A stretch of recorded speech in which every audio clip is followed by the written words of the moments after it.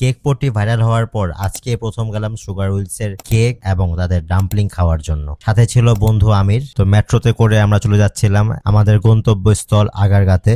যত বেশি সুন্দর ওয়েদার ছিল সেরকমই ভিড় ছিল মেট্রোতে। আগারগাঁতে নেমে দেখলাম সেখানকার ওয়েদার আরো বেশি সুন্দর। তো নির্বাচন ভবনের ঠিক অপোজিটে আপনারা এই সব দোকানগুলো পেয়ে যাবেন। প্রথমে দেখে যেটা সব থেকে বেশি ভালো লেগেছে তা হচ্ছে কেকটাকে ঢেকে রাখাটা। এইখানে সুগার উইলস কে 10-এ 10 দেয়াই যায়, কি বলেন আপনারা? তো ভাইয়াকে দেখলাম যে সে একটি কেক কাটছে। তো দেখেই তো অনেক লোভনীয় লাগছে আমার কাছে, যদিও আমি এটা ট্রাই করিনি, আমি অন্য একটি কেক ট্রাই করেছি। তো এটা হচ্ছে সুগার উইলস এর বিখ্যাত ব্লুবেরি কেক, সামনে হচ্ছে চিজ কেক এবং এটা হচ্ছে তাদের তিরামিসু, কিটক্যাট তিরামিসু। তো এটা আমি এবার খাইনি, ইনশাল্লাহ পরের বার গেলে অবশ্যই খাবো। যেহেতু ক্যারামেলের প্রতি আমার একটা দুর্বলতা আছে তাই আমি নিয়েছিলাম এই ক্যারামেল কেকটি। তো আসুন খেয়ে দেখি কি রকম লাগে। তো যারা এটা খাবেন তারা অবশ্যই মাথায় রাখবেন এটা একটু সল্টি টাইপের হয়, কিন্তু টেস্ট একদম 10-এ 10। তো আমার বন্ধু আমিরকে বললাম যে তুমি টেস্ট করে দেখো তোমার কাছে কি রকম লাগে। সে একদম থামস আপ দিয়ে দিয়েছে। তো তার অ্যাপ্রুভাল আমরা পেয়ে গিয়েছি। তারপর হচ্ছে তাদের হিট আইটেম সুশি আর ডাম্পলিং। তা আমি নিয়েছিলাম তাদের